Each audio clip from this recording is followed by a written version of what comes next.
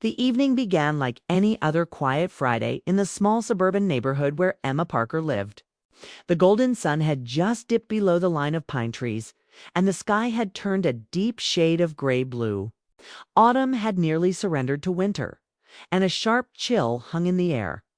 Inside her cozy two-story house, Emma sat curled up on the sofa, a blanket around her legs.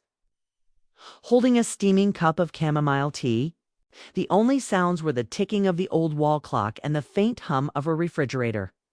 It had been 5 years since Emma lost her husband, Daniel, and though time had softened the pain, it had also left behind a quiet emptiness. Her son Ethan now lived 2 states away, busy with his own life and family. She was proud of him. But the silence in her home often reminded her of the laughter and warmth that used to fill these same rooms. Still, Emma had learned to live with solitude. She found comfort in small routines, watering her plants, baking on weekends, and reading mystery novels by the fireplace. That night, however, something felt different. A strange wind whistled through the trees outside, and the clouds thickened, covering the moon completely. She turned a few pages in her book, but couldn't focus. There was a certain stillness that made her uneasy, as if the air itself was waiting for something. Then came the knock. It wasn't loud or harsh, but in the silence of the house, it startled her enough to make her heart skip. Emma froze for a moment, listening carefully. Maybe it was the wind door, a branch tapping the door. But then it came again. 3 slow, deliberate knocks. Setting her cup down, she stood up, smoothing her sweater nervously. She wasn't expecting anyone. Her friends had all gone to a charity dinner that she had politely declined. The nearest family lived miles away. Who could be visiting her this late? She hesitated before peeking through the small peephole. On the porch stood Mark Turner, her neighbor from across the street. He was holding a small flashlight, his other hand tucked into his jacket pocket. The dim porch light cast soft shadows on his face, revealing his tired expression and slightly unkempt hair. Emma opened the door halfway. "Mark, what's going on? Everything all right?" Mark smiled awkwardly, rubbing the back of his neck. "Hey, Emma, sorry to bother you this late. My power just went out.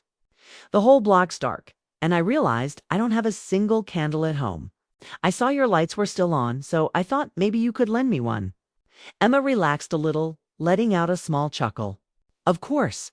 Come in for a minute. It's freezing outside." He hesitated, glancing at the heavy rain that had started falling behind him. "Are you sure? I don't want to intrude." "Nonsense," she said kindly. "You'll catch a cold standing there." Mark stepped inside, wiping his shoes on the mat. The warmth of the house greeted him instantly. The smell of chamomile and cinnamon hung in the air. It was the kind of home that made you feel calm the moment you entered. Emma went to the kitchen and returned with a candle and a lighter. "Here you go," she said, handing them to him. Their fingers brushed slightly, a brief, accidental touch, but it made something stir quietly inside her. Mark thanked her, his smile soft but sincere. "You've saved me tonight." She smiled back, tucking a strand of hair behind her ear. "It's no problem. The power usually comes back quickly anyway." Just as he was about to leave, thunder cracked across the sky, followed by a sudden burst of rain that hit the windows hard. The sound was so intense that both of them turned to look outside. Sheets of rain poured down, washing over the street like a silver curtain.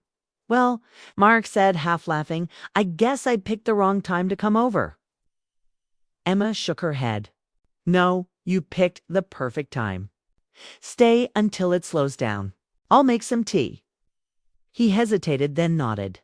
"All right. That sounds nice." She poured another cup and handed it to him as he sat across from her in the living room. The flickering candlelight painted soft shadows on the walls. The storm outside was loud, but inside it felt strangely peaceful. For a few moments they didn't talk. Mark seemed lost in thought, watching the rain slide down the window. He looked different in this light, gentler, quieter. Emma found herself studying the lines on his face, the way his eyes reflected the glow of the candle. "I didn't realize the power was out everywhere," she said finally. "Trying to make small talk?" "Yeah," he replied with a small laugh. I was watching a movie and suddenly everything went black. I remembered you mentioned once you liked candles, so I thought you'd have some to spare." She smiled. "Good memory." He shrugged modestly. "Well, you're probably the only person on this street who actually talks to me. I couldn't just sit there in the dark." His tone was light, but Emma heard the loneliness beneath it. It was something she understood too well. "I don't mind the company," she said softly. The conversation grew easier after that. They talked about simple things, the weather, the noisy neighbors down the street, the best bakery in town. Yet under every word, there was a growing connection neither of them had expected.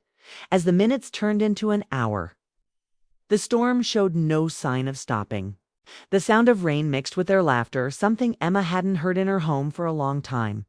She realized how much she had missed having someone to share even small moments with. When the thunder finally began to fade, Mark stood and placed his empty cup on the table. "I should probably get going. You've been too kind already." Emma walked him to the door. "Don't be silly. You're welcome here any time." He gave her that same quiet smile again. "Thank you, Emma. Really?" She nodded, her heart warm in a way she couldn't quite explain. "Good night, Mark." She stepped out into the damp night. He turned back for a brief moment. "Good night," he said softly, and their eyes met. For a second, it felt as though time paused, the rain still falling, the air holding something unspoken. When she finally closed the door, the house felt different. Still quiet, but no longer empty. She walked back to the couch, looked at the candles still burning, and smiled faintly. Emma had no idea that a simple knock at her door would become the beginning of something that would slowly and quietly change her life. Outside, the storm continued, but inside, her heart felt a warmth she hadn't known in years. It wasn't love yet, just the faint spark of connection. Something she thought she'd never feel again. And as she blew out the candle before going to bed, she whispered to herself, "Funny how one knock can change everything." The flame flickered once, then vanished, leaving behind the soft scent of wax and the promise of something new waiting just beyond the rain. The next morning, sunlight poured through the curtains, filling Emma's kitchen with a soft golden glow. The storm had passed, leaving behind clean air and a sky washed clear of clouds. Emma stood by the window, sipping her coffee, still thinking about last night. The knock, the conversation, the laughter had all felt strangely refreshing, almost like waking from a long sleep. She told herself it was nothing, just a friendly moment between neighbors. But deep inside, something about it lingered. For the first time in years, she had gone to bed smiling by afternoon. She went about her day watering her plants, folding laundry, and organizing old photo albums she had been avoiding for months. As she flipped through pictures of her and her late husband, Daniel, a wave of nostalgia washed over her. She still missed him, but she realized that missing someone didn't mean life had to stop moving forward. Maybe, she thought, it was okay to let light back in. Just as she was placing the album back on the shelf, there was another knock at the door. Her heart gave a small leap. She opened it, and there stood Mark again, holding a small box of muffins. "Morning, Emma," he said with a grin.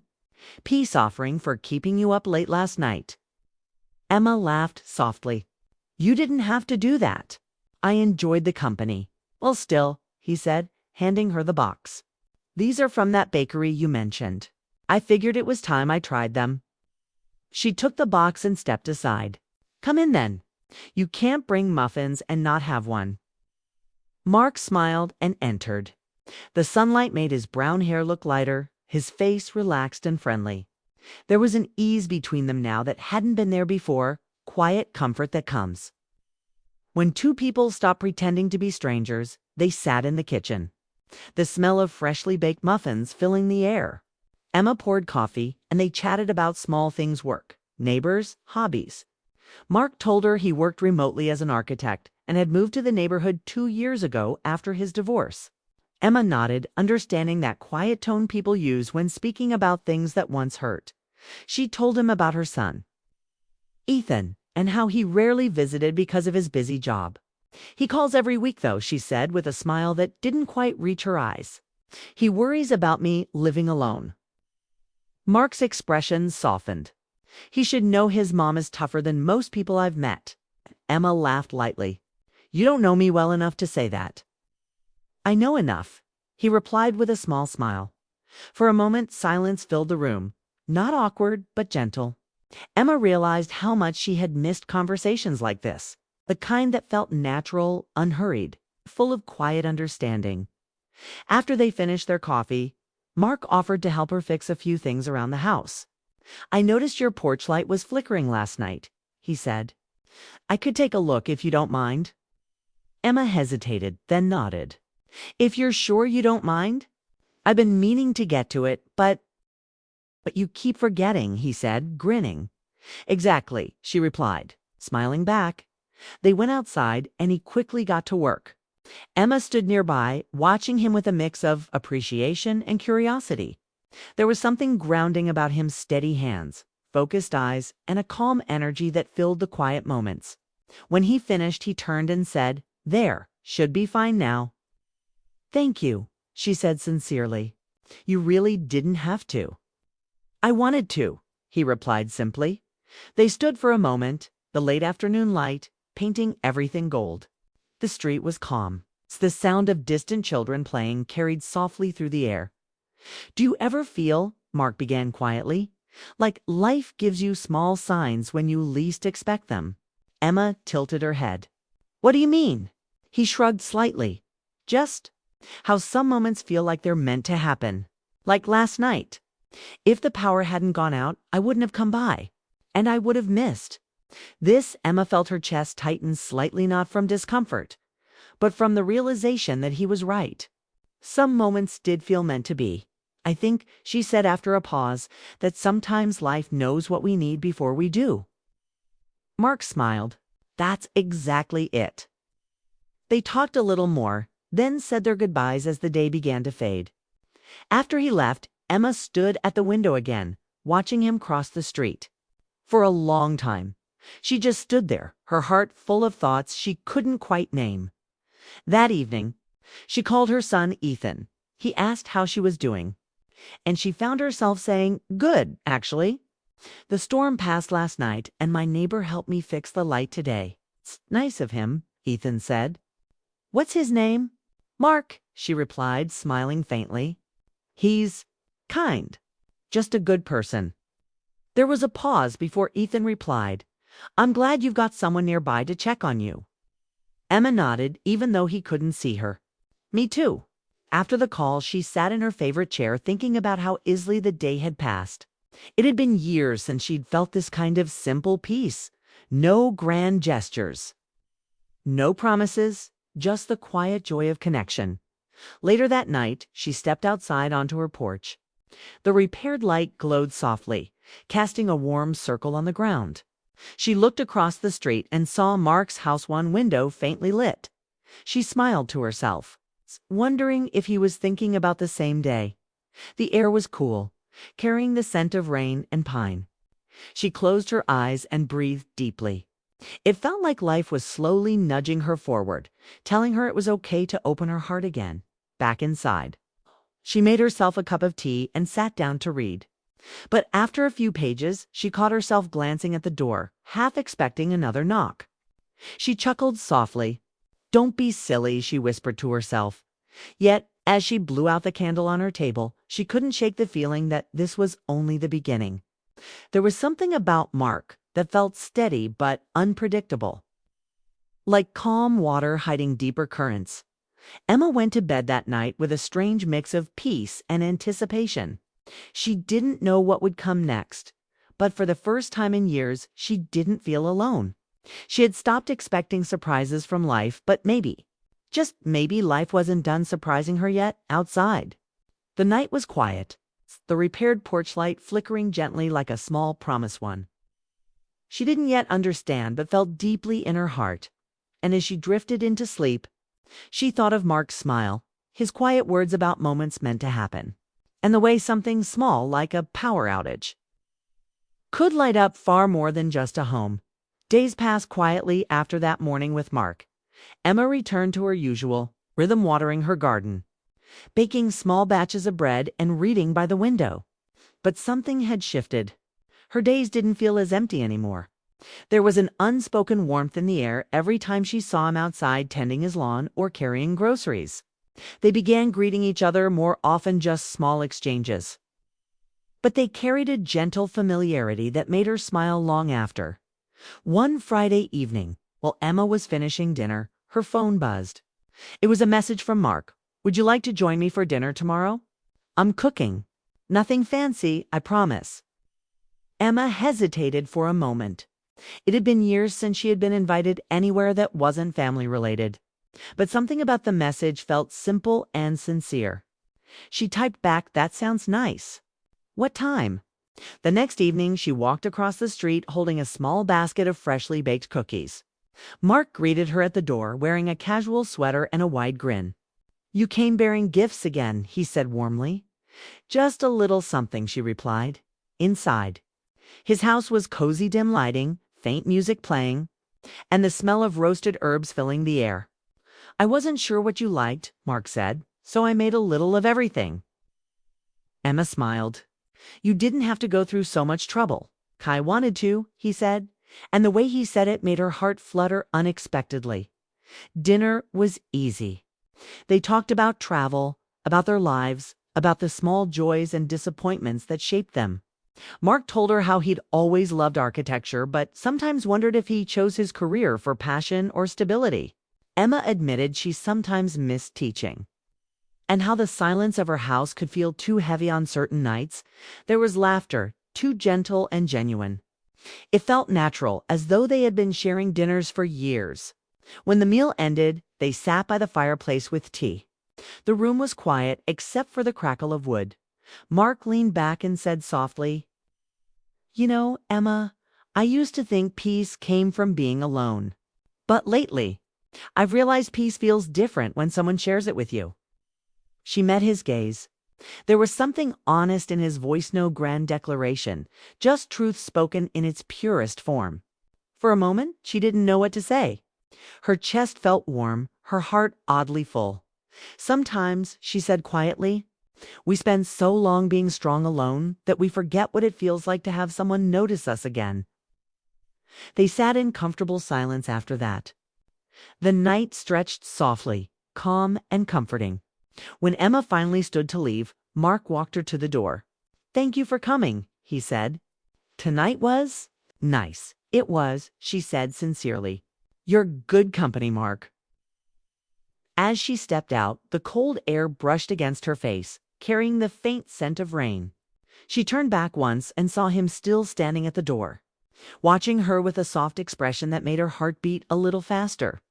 Back home, she placed the cookie basket on the table and leaned against the counter, still thinking about him. The feeling wasn't just attraction, it was deeper, something rooted in comfort and kindness. Something rare. The next morning, she found a small note slipped under her door. It read, "Thank you for the cookies. Next time, I'll bake for you. Mark." She laughed softly and pinned it to her fridge. The note became a small reminder of connection, proof that life still had ways of surprising her. Over the next few weeks, they began spending more time together. Sometimes it was a walk in the park, other times just coffee on the porch. Emma noticed how easy everything felt with him, how conversations flowed, how silences didn't need filling. He never pushed, never crossed lines. He simply showed up again and again in small, thoughtful ways. One Saturday afternoon, as they were trimming her rose bushes, Mark suddenly said, "You should take a break.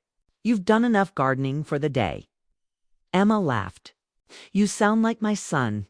"Maybe he's right," Mark said lightly. "You do too much." She smiled. "Maybe I do." Then, in a more serious tone, he added, "I know you don't let people in easily, but I hope you know I'm not trying to change anything. I just enjoy being around you." Emma froze for a moment. It was rare for someone to speak so plainly. There was no hidden intent, no pressure, just truth. "I like having you around too," she said softly. For a brief moment, their eyes met. Something passed between them, quiet understanding mixed with a warmth neither had expected to find at this stage of life. That evening, Emma sat on her porch thinking about how life had unfolded. 2 months ago, she had felt invisible in her own home. Now she was smiling without reason, looking forward to simple moments of text. A shared laugh, a knock on the door. Later that night, as she was about to turn off the lights, she heard that familiar knock again. She opened the door to find Mark holding 2 cups of hot chocolate. "I saw your lights on," he said. "Thought you might like company?" She couldn't help but smile. "You're impossible to say no to." He laughed and handed her a cup. They sat on the porch, sipping in silence, watching the stars scatter across the dark sky. The world felt still, peaceful. Mark turned slightly toward her and said, "You know, Emma, some of the best things in life don't announce themselves. They just show up quietly like this." She nodded, her heart full. "I think you might be right." For a long moment, they just sat there, comfortable in the quietness they shared. The wind rustled the trees, and somewhere in the distance, a dog barked. Emma looked at Mark and thought about how unexpected this friendship had been. It wasn't about romance in the way movies showed. It was about feeling seen, understood, and valued again. It was about life reminding her that warmth could return when you least expected it. When he left that night, Emma lingered outside for a while. The stars above seemed brighter, the air softer. Inside, she placed the empty cup on the counter and smiled to herself. Life, she realized, had a quiet way of healing people, not through grand moments, but through small gestures that spoke louder than words.